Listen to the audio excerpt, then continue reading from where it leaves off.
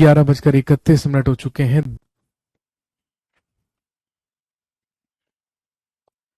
Maurya dynasty sources. Okay, thank you very much. कहने का मतलब लास्ट क्लास में हम पढ़ रहे थे एंशिएंट इंडिया या प्राचीन भारत, और आप जानते हैं कि एंशिएंट इंडिया प्राचीन भारत में हम पढ़ रहे थे rise of Magadh topic, Magadh का उत्कर्ष, और जिसमें हम शुरू करेंगे पढ़ना अबाउट मौर्य डायनेस्टी, जिसमें हम बात करेंगे मौर्य वंश के बारे में। मौर्य डायनेस्टी या मौर्य वंश, और हम सब जानते हैं कि 323 बीसी से लेकर 185 बीसी तक का पीरियड ही क्या कहलाता है? मौर्य डायनेस्टी कहलाता है या मौर्य वंश कहलाता है। 323 ईसा पूर्व से लेकर 185 ईसा पूर्व तक का पीरियड ही रहा मौर्य डायनेस्टी, मौर्य वंश, जिसके बारे में हमने लिटरेरी सोर्सेज और आर्कियोलॉजिकल सोर्सेज के बारे में बात कर ली थी। वो सोर्स जहां से हमें मौर्य वंश के बारे में जानकारी मिलती है, और इन्हीं सभी सोर्सेज से हमें ये पता चलता है the founder of Maurya dynasty in Magadh was, सबसे पहला रूलर लिखेंगे चंद्रगुप्त मौर्य।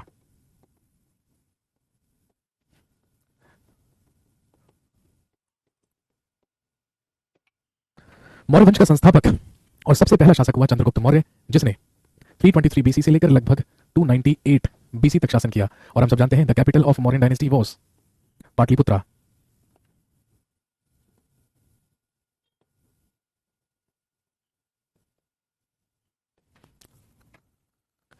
मौर्य वंश की स्थापना की गई चंद्रगुप्त मौर्य के द्वारा। यही इस वंश का सबसे पहला शासक बना, और हम सब जानते हैं मौर्य वंश की राजधानी क्या हुआ करती थी? पाटलिपुत्र हुआ करती थी।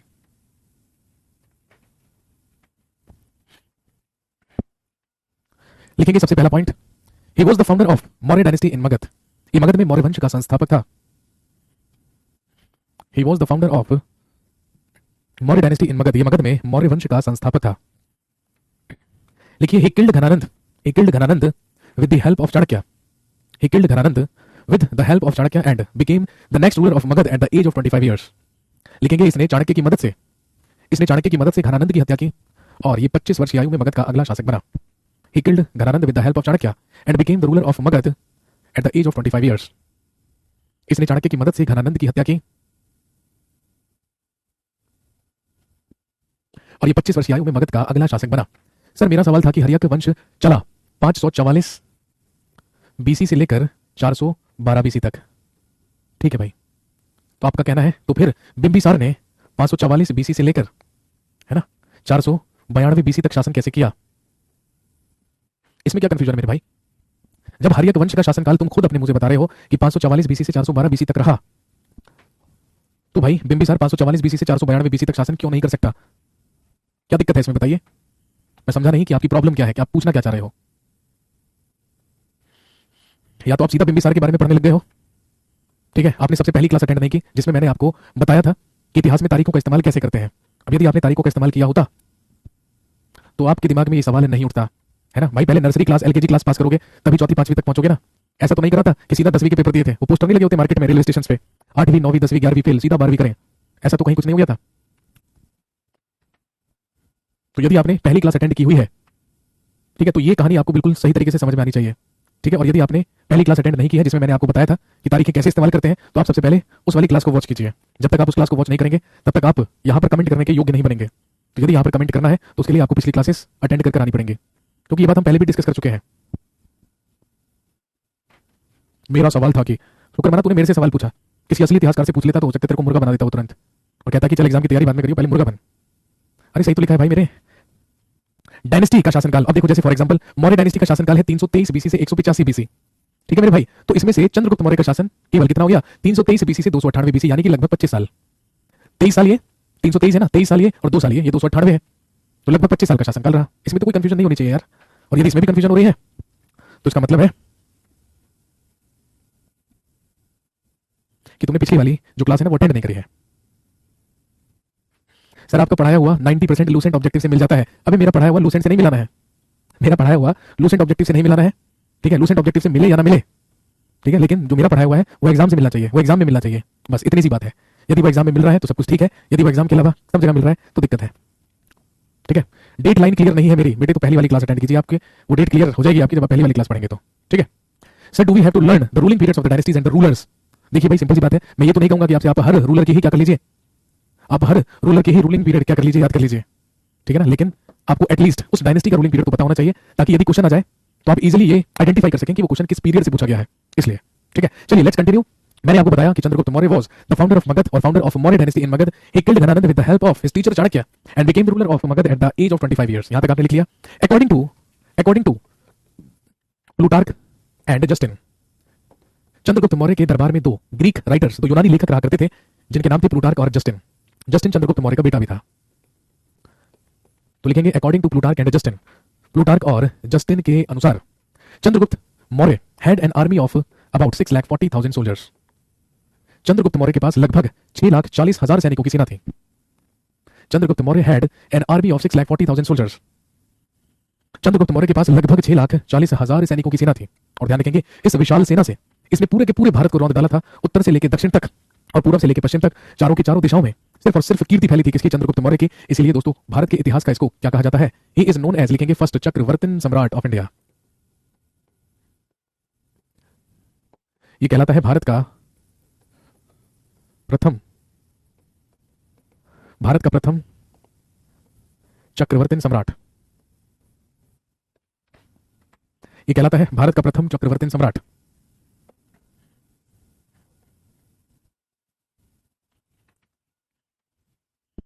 अब एग्जाम पॉइंट ऑफ व्यू से चंद्रगुप्त मौर्य के बारे में हमें तीन महत्वपूर्ण बातें याद रखनी है जहां से एग्जाम में क्वेश्चन बनते हैं. और वो तीन महत्वपूर्ण बातें कौन कौन सी आपको याद रखनी है? सबसे पहली चीज तो ध्यान में रखेंगे, चंद्रगुप्त मौर्य ने अपने शासनकाल में गुजरात के गिरनार पर्वत पर एक झील का निर्माण करवाया था, एक लेक बनवाई थी जिसे सुदर्शन लेक कहा जाता था. Chandragupta Maurya built Sudarshan lake on Girnar hill, Gujarat. Chandragupta Maurya ने गुजरात के गिरनार पर्वत पर सुदर्शन झील का निर्माण करवाया.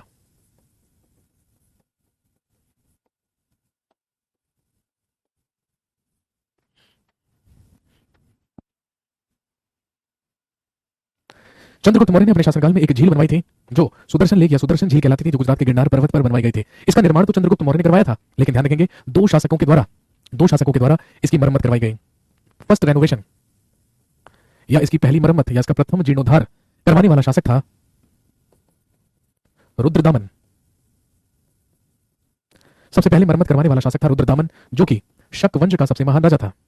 और हम सब जानते हैं इसी ने एक अभिलेख लिखवाया था जो कहलाता है जूनागढ़ इंस्क्रिप्शन या जूनागढ़ अभिलेख. सुदर्शन झील की सबसे पहली मरम्मत शक वंश के राजा रुद्रदामन के द्वारा करवाई गई थी. और ये बात इसने एक अभिलेख में लिखवाई थी जो कहलाता है जूनागढ़ अभिलेख. और ध्यान रखेंगे Junagadh inscription is considered as a first and the longest inscription of Sanskrit language.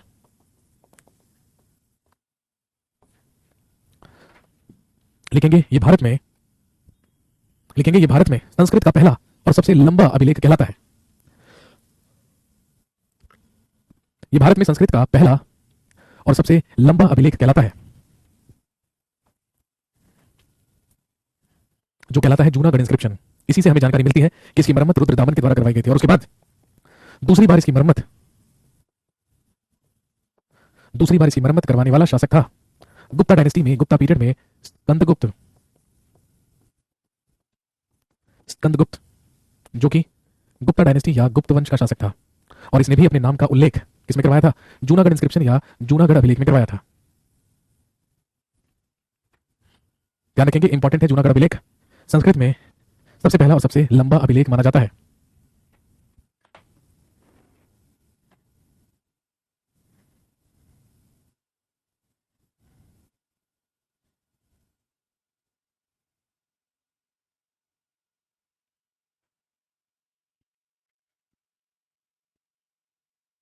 Note करेंगे फटाफट से. सर ये रेनोवेशन चंद्रगुप्त मौर्य के बाद हुए हैं? जी हाँ, बिल्कुल बाद में हुए हैं.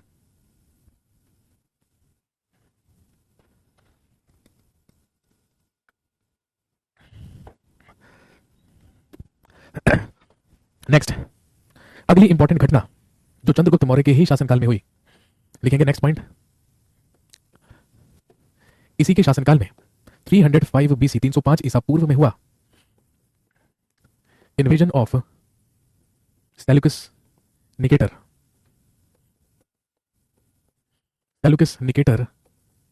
का आक्रमण. अभी मैंने आपको बताया अलेक्जेंडर द ग्रेट, सिकंदर महान का ही सेनापति हुआ करता था सेल्यूकस निकेटर. लेकिन सिकंदर के मरने के बाद, अलेक्जेंडर के मरने के बाद खुद ग्रीस का या यूनान का अगला शासक बन बैठा कौन? Seleucus Nicator. और इस सेल्यूकस निकेटर ने चंद्रगुप्त मौर्य के ही शासनकाल में भारत पर अटैक किया। लेकिन ध्यान रखेंगे, इतिहासकार इतिहासकार ऐसा कहते हैं कि जब सेल्यूकस निकेटर चंद्रगुप्त मौर्य पर अटैक करने के लिए आया और जब दोनों की सेनाएं आमने सामने आई तो चंद्रगुप्त मौर्य की विशाल सेना को ही देखकर घबरा गया सेल्यूकस निकेटर। इसीलिए दोनों के बीच में कोई युद्ध नहीं हुआ, कोई लड़ाई नहीं हुई, बल्कि दोनों के बीच एक ट्रीटी हुई, एक संधि हुई। और इस संधि के तहत 3 समझौते सेल्यूकस निकेटर और चंद्रगुप्त मौर्य के बीच में हुए। रास्ते में जितना भी एरिया सेल्यूकस निकेटर जीतता हुआ आया था वो सारा का सारा एरिया उसने चंद्रगुप्त मौर्य को दिया। लिखेंगे Seleucus Nicator gave Kabul, Kandahar, Herat and Gedrosia to Chandragupta Maurya.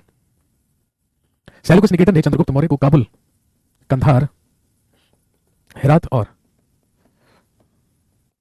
Gedrosia दिए।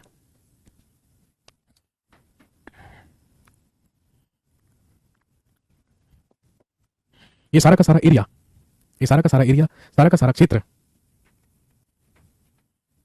दे दिया गया किसे? चंद्रगुप्त मौर्य को।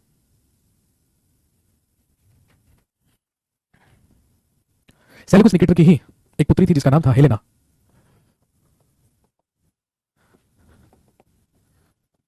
लिखेंगे Helena got married to Chandragupta Maurya. Seleucus Nicator की पुत्री हेलेना का विवाह चंद्रगुप्त मौर्य से कर दिया गया। हेरात की बात क्या है? जेड्रोसिया। और तीसरी संधि में समझौता यह हुआ कि सेल्यूकस निकेटर का ही एक राजदूत, एक एम्बेसडर हुआ करता था जिसका नाम था मेगास्थनीज। तो ध्यान रखेंगे, Megasthenes was sent to the court of Chandragupta Maurya. Megasthenes को चंद्रगुप्त मौर्य के दरबार में भेजा गया। और हम सब जानते हैं भाई मेगास्थनीज के ही तो द्वारा लिखी गई प्रसिद्ध पुस्तक जो क्या कहलाती है? इंडिका। इसी मेगास्थनीज ने लिखी थी इंडिका।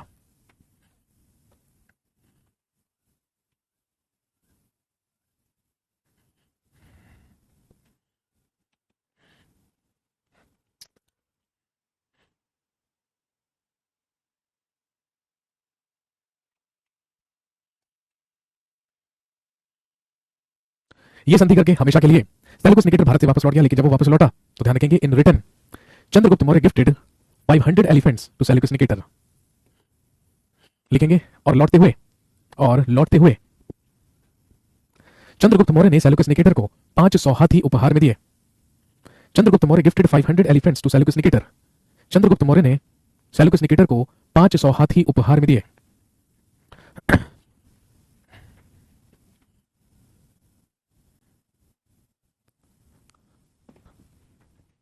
सेल्यूकस निकेटर का मेगास्थनीज कौन था? एम्बेसडर, राजदूत, जिसे चंद्रगुप्त मौर्य के दरबार में भेजा गया था।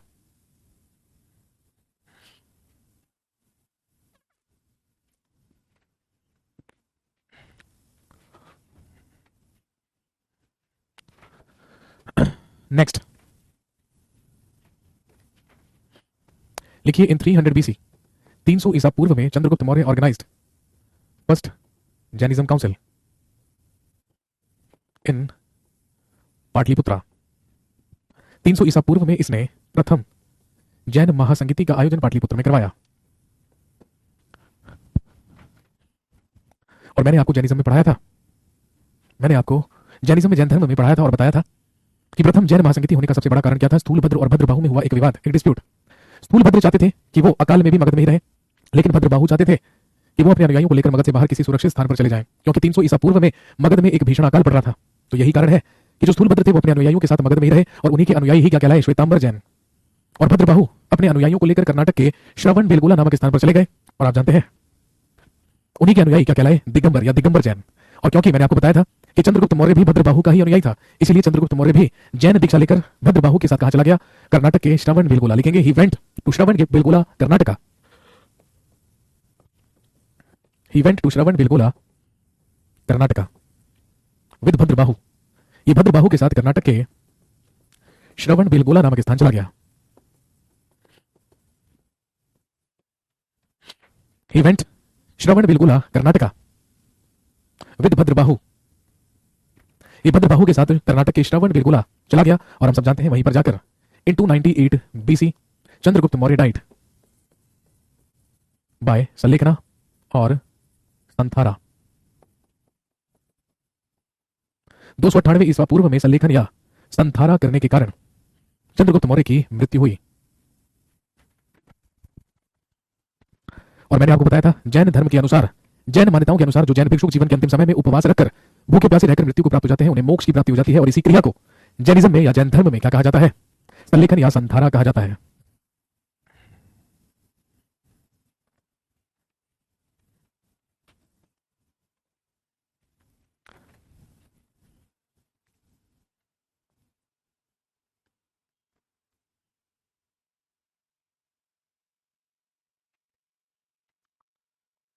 चंद्रगुप्त मौर्य के बाद मौर्य डायनेस्टी का अगला शासक बना चंद्रगुप्त मौर्य का ही पुत्र, लिख लीजिए बिंदुसार।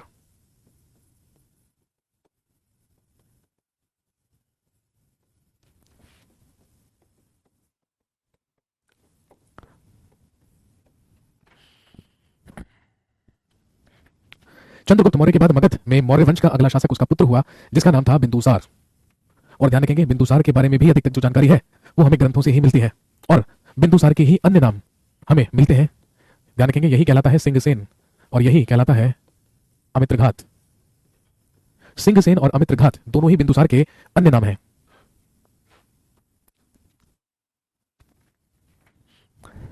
और ध्यान रखेंगे, जैन मान्यताओं के अनुसार और जैन ग्रंथों के अनुसार ही यह माना जाता है कि बिंदुसार हैड 16 वाइफ्स। बिंदुसार की 16 पत्नियां थे, और जिसमें इसकी सबसे प्रसिद्ध और सबसे प्रिय पत्नी हुआ करती थी धर्मा या सुभद्रांगी।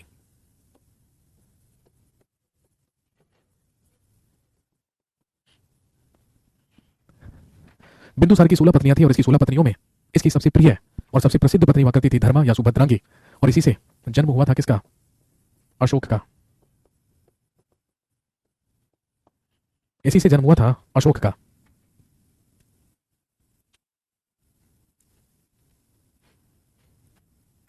और ध्यान रखेंगे, जैन मान्यताओं के अनुसार ही ऐसा माना जाता है, ही हैड 101 सन्स। इसके 101 पुत्र थे, जिसमें इसके सबसे बड़े बेटे का नाम था सुसीम।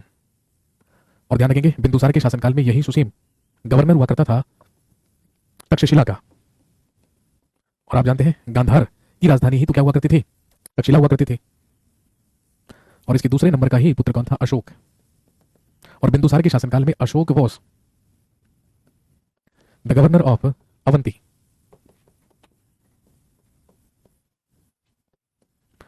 ये उस समय अवंती का राज्यपाल हुआ करता था।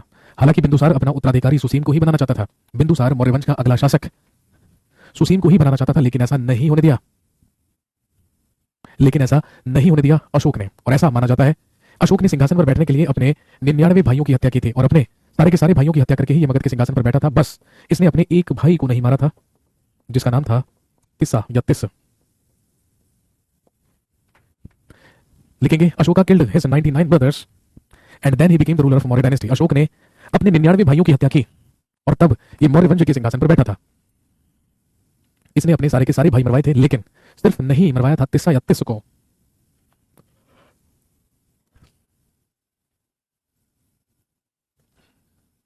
और ध्यान रखेंगे, ऐसा भी माना जाता है कि अशोक के शासनकाल में इसी तिस ने अशोक के ही संरक्षण में शासन किया था। कहां पर?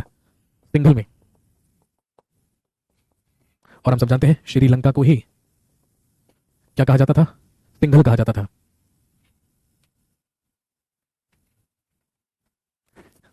लिखेंगे, a revolt was happened in Takshashila during the ruling period of Bindusara. Bindusara के शासनकाल में तक्षशिला में एक विद्रोह हुआ।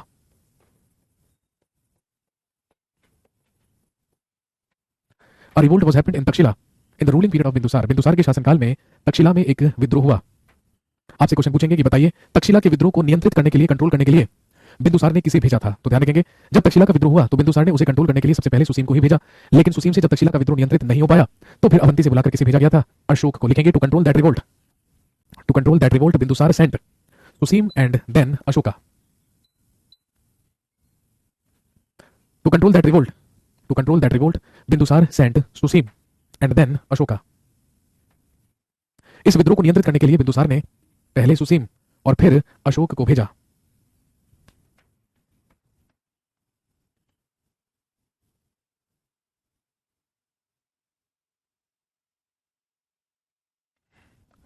तक्षशिला के विद्रोह को नियंत्रित करने के लिए बिंदुसार ने पहले सुसीम और फिर अशोक को भेजा। बिंदुसार से पूछा जाने वाला सबसे इंपॉर्टेंट क्वेश्चन, ध्यान रखेंगे। लिखिए, two foreigner ambassadors arrived in the court of Bindusara. Bindusara के दरबार में दो विदेशी राजदूत आए। Two foreigner ambassadors arrived in the court of Bindusara.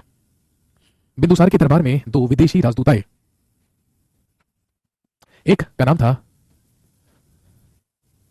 नाम था डायमेकस, जो आया था सीरिया से।